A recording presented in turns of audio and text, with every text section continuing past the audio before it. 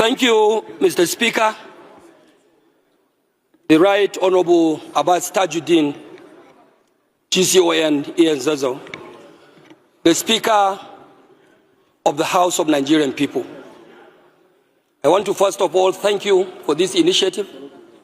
Mr. Speaker, which of course is giving opportunities to members representing their own people to speak for the people and speak for the constituents, for their constituents. Let me first of all, Mr. Speaker, identify as the same Honorable Ado Dogwa. Mr. Speaker, I am representing the people of Dogwa Tudunwada Federal Constituency. I am of APC extraction from Kano State. Mr. Speaker, I feel appropriate to mention my political identity in this very important discourse because I would not like anyone out there on the street or someone listening to me on the audio to mistake me for an opposition. I am not an opposition. I am a member of the APC, ruling APC in Nigeria. I am also a member, by extension, of the government of the Federal Republic of Nigeria. A member of this great parliament also, which has the APC as a dominant factor. Mr. Speaker, honorable members, I have to say so because I will be speaking here today as a member of the APC, not of particular concern, but with a particular concern. An APC member speaking with a particular concern, Mr. Speaker. And the concern today, as I understand, is about the security of lives and property of the Nigerian people. Mr. Speaker, I have heard briefs and submissions by the relevant committee chairman here about the situation of Nigeria's security architecture. Good, Mr. Speaker. I am not out to say no to their submissions. Of course, that is what they have to report to this House. But when you are speaking, Mr. Speaker, from the point of view of Nigerian people, one must be prepared to call a spade a spade.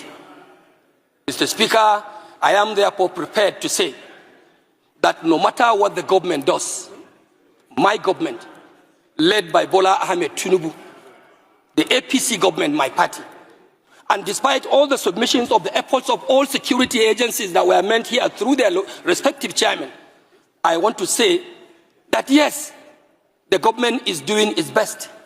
The security agencies are doing their best. But I want to say with every sense of responsibility and without any fear of equivocation that their best is not good enough.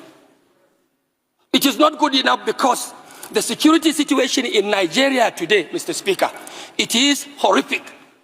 Mr. Speaker, our security situation is tragic. Mr. Speaker, the security situation, especially in the north where I come from, is devastating. Mr. Speaker, our situation in Nigeria today in the area of security is unspeakable.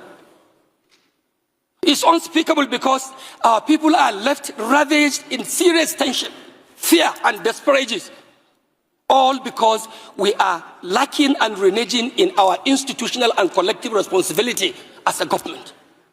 Mr. Speaker, the fact remains the same, and like every one of you here would say, that the responsibility of every democratic or elected government, even military governments, Mr. Speaker, fundamental responsibility of government is the security of lives and property of its own people.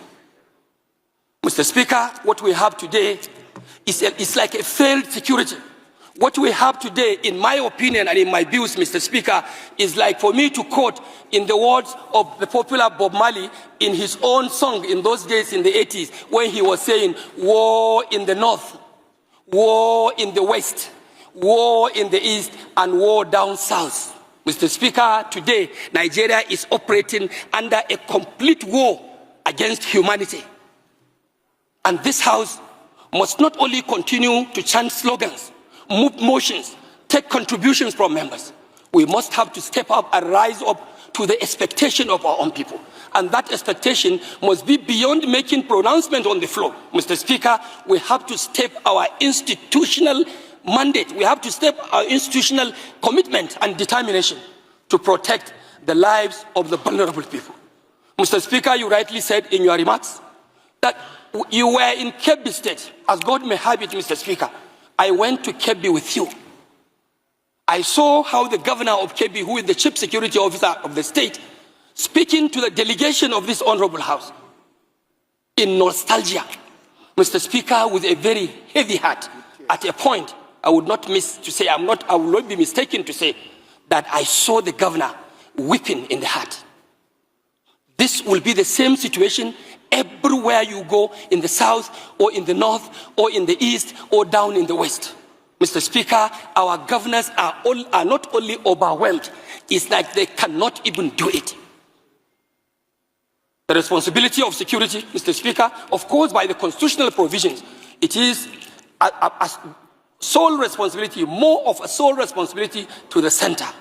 I agree with whoever may say, of course, governors in the subnationals are also accountable and they must be held responsible for the security of lives and properties of their people.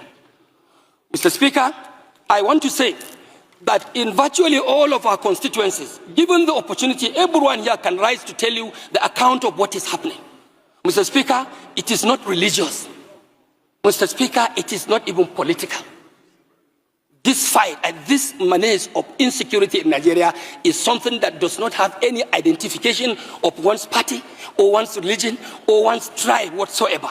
It is a calculated attempt to demoralize Nigerian state.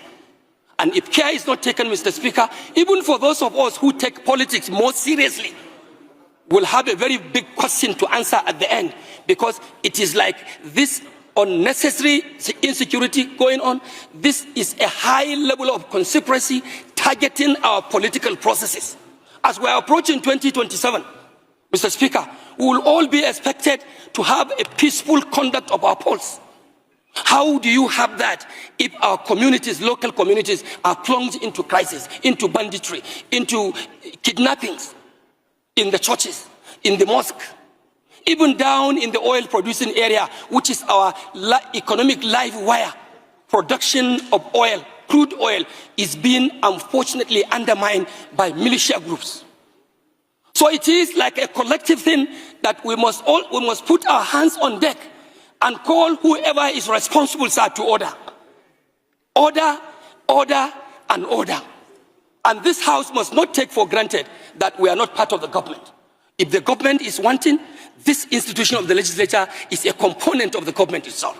We have to look inward to ourselves and see what more of oversight functions, like some members have said, are we going to make? Are we going to provide? Mr. Speaker, we can even declare legislative emergency. Close the house, shut it up. Who are you legislating for? What laws are you making when the country is running in blood? The country is running in blood and tears. You cannot go, the farmers cannot go to farm. Our traders cannot go to market. Worshippers cannot go to mosque, cannot go to churches. Then what are you legislating here? Mr. Speaker, if the government is not prepared to actually do the right thing that will protect the lives and property of our people, I urge on you, I urge on this honorable house, as a house of the people of Nigeria, to stand up to pay the supreme cost. And that is no more than to shut this house down and to call emergency on any legislative issue and wait until the right thing is taken by the government of the day. Mr. Speaker, I also want to believe we are equally responsible. We should also go down to our constituencies and lead civil organizations, like the civil vigilante. Let's go and reorganize our vigilante groups. We take commands and take charges of such civil organizations to see how we can salvage and protect our country, Nigeria. What is happening today, Mr. Speaker, is not just to call for mere security or an average performance of security agencies. What we expect of Nigerian government, no more, no less, my Speaker, is to have absolute security. It's for us to have absolute safety. Mr. Speaker, Nigeria must have absolute protection of the lives and property of our own people. This is my take, Mr. Speaker. And I also want to use the opportunity to tell you that my immediate constituency, which is enclave at the southern part of my state, Kano, is also undergoing serious danger, because in the constituency we have what we call the huge Polgore Game Reserve, lying in between Kaduna State, Plateau State, Bauchi State, through Ningi and Bura, Mr. Speaker, and also contacting some part of Jigawa State to the axis of Turkey. This place used to be a tourist attraction. Many people coming, including tourists from abroad. But because of the dilapidating security situation in my state, Mr. Speaker, today, abduction and kidnappings, not only in the forest, in our homes, has become a daily affair, a daily occurrence. Just like what the pharmacist may prescribe to you in the hospital to ask you to take Panadol once in the day, in the morning, one in the afternoon, and another one in the evening. That is how kidnapping is so prevalent in my federal constituency. This place that used to be an attraction for tourists, it has now become like an extension of the Sambisa forest in Borno State. So we have to definitely do something. Mr. Speaker, I may not have enough time to continue my submissions, but I want to thank you so much for giving our members this opportunity to speak. And I also want to urge members to continue in the spirit we have started. I have not seen anybody here speaking as a southern member of the House of Reps.